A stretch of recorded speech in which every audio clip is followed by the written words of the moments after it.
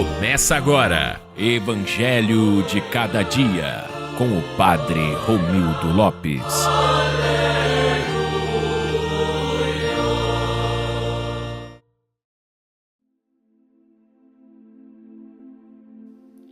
Naquele tempo, disse Jesus a seus discípulos: em verdade vos digo, se o grão de trigo que cai na terra não morre, ele continua só um grão de trigo. Mas se morre, então produz muito fruto.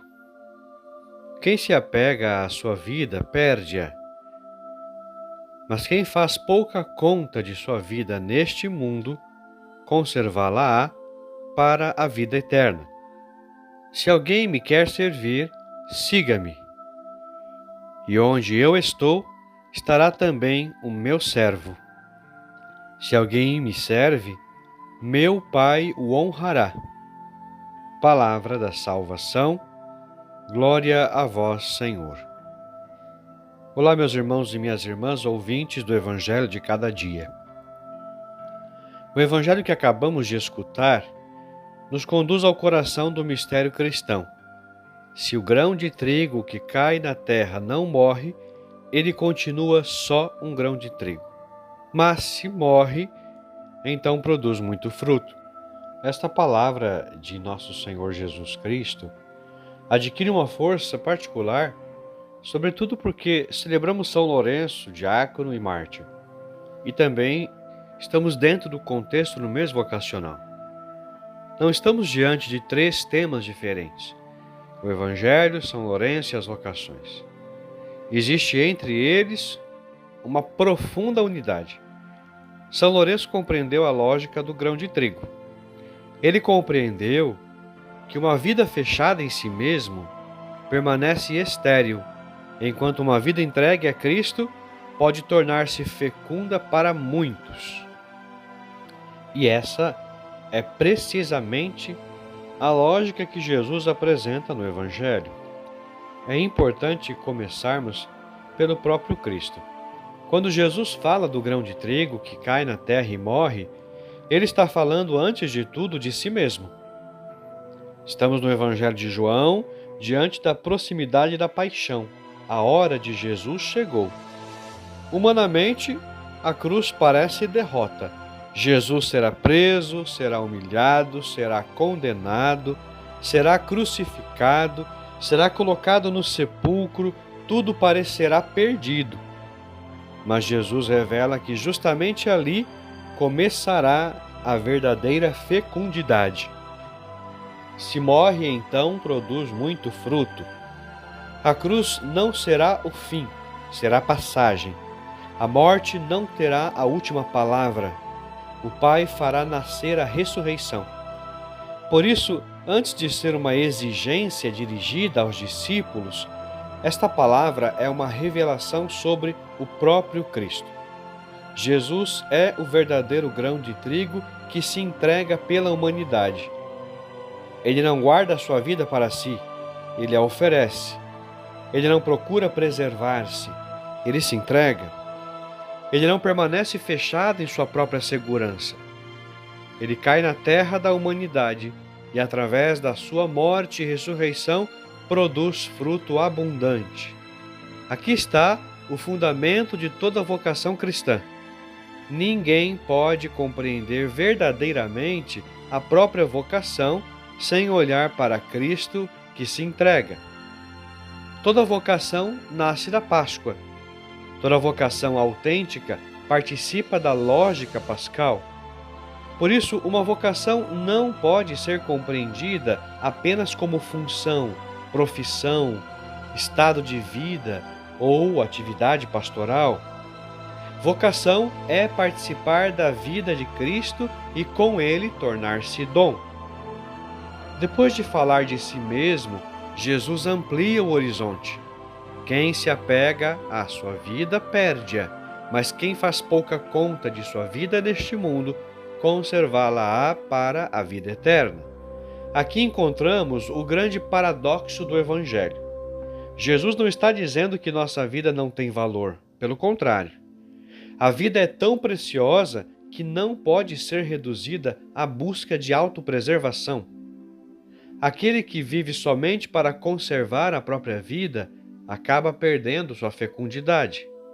Aquele que vive exclusivamente para si mesmo pode até acumular coisas, reconhecimento, segurança e conforto, mas permanece sozinho. O grão de trigo que se recusa a cair na terra permanece intacto, mas permanece sozinho. Essa palavra precisa ser escutada com muita seriedade no nosso tempo. Vivemos em uma cultura que frequentemente nos ensina a perguntar: como posso me proteger? Como posso preservar meu conforto? Como posso evitar-me qualquer sacrifício? Como posso ser reconhecido? Jesus pergunta outra coisa: para quem você está entregando a sua vida? Essa é uma pergunta profundamente vocacional. Porque vocação não é simplesmente descobrir o que eu quero fazer da minha vida. É descobrir a quem quer entregar a minha vida. O sacerdote entrega a sua vida. O diácono entrega a sua vida. O religioso, a religiosa, entrega a sua vida. O esposo e a esposa entregam sua vida. Os pais entregam sua vida aos filhos. O missionário entrega sua vida ao Evangelho. O cristão que serve silenciosamente entrega sua vida aos irmãos. A vida cristã começa a produzir fruto quando deixa de ser centrada no eu e começa a tornar-se dom. É aqui que São Lourenço entra na leitura da missa de hoje, no Santo Evangelho, sobretudo. Lourenço foi diácono da Igreja de Roma e viveu seu ministério no contexto das perseguições contra os cristãos. Sua vida tornou-se uma interpretação concreta das palavras de Jesus. Ele não compreendeu o diaconato como posição de honra, compreendeu como serviço. E essa é uma distinção fundamental. A palavra diácono está ligada ao serviço. O diácono é aquele que serve. Por isso, quando celebramos São Lourenço, não celebramos simplesmente um personagem admirável do passado. Celebramos uma forma concreta de viver o Evangelho. Lourenço não guardou sua vida para si. Ele a colocou a serviço de Cristo e dos pobres. A tradição cristã conservou justamente essa dimensão de sua vida. Diante daqueles que queriam conhecer o tesouro da Igreja, Lourenço apresentou os pobres como verdadeira riqueza da comunidade cristã. Essa atitude revela uma compreensão profundamente evangélica. Quem encontrou Cristo começa a enxergar o outro de maneira diferente. O pobre deixa de ser problema, o sofredor deixa de ser incômodo, o necessitado deixa de ser invisível. Ele passa a ser alguém diante de quem Cristo nos chama a servir. É aqui que o Evangelho se torna particularmente importante para os diáconos. O ministério diaconal não existe para conferir prestígio, existe para tornar presente na Igreja o Cristo servo. Por isso, o diácono deve estar próximo da palavra, da Eucaristia e da caridade. Não são três realidades separadas, é o mesmo Cristo. O Cristo anunciado na palavra, o Cristo celebrado no altar, o Cristo encontrado naquele que necessita de amor. Neste mês vocacional, precisamos recuperar uma verdade fundamental. Toda vocação exige uma saída de si. Abraão saiu de sua terra. Os apóstolos deixaram suas redes.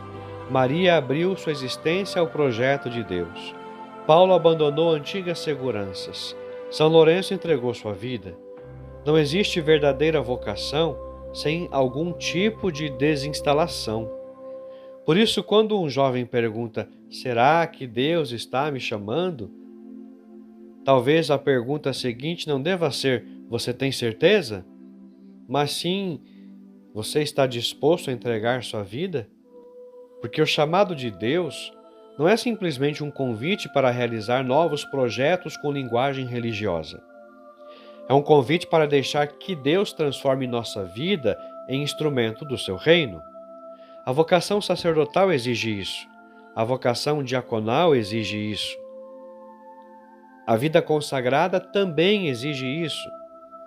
O matrimônio cristão, estamos dentro da Semana Nacional da Família, também exige isso. A missão exige isso, a santidade também. Em todos os casos, a lógica é a mesma.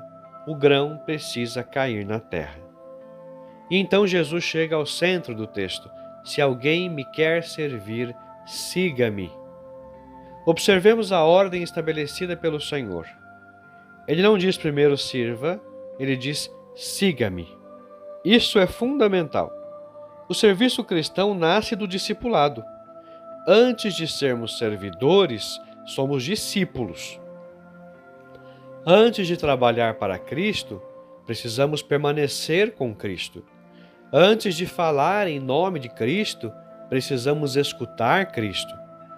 Antes de conduzir outros, precisamos permitir que Cristo conduza a nossa própria vida. Existe também o risco de alguém trabalhar muito pela igreja e pouco a pouco deixar de viver com Cristo.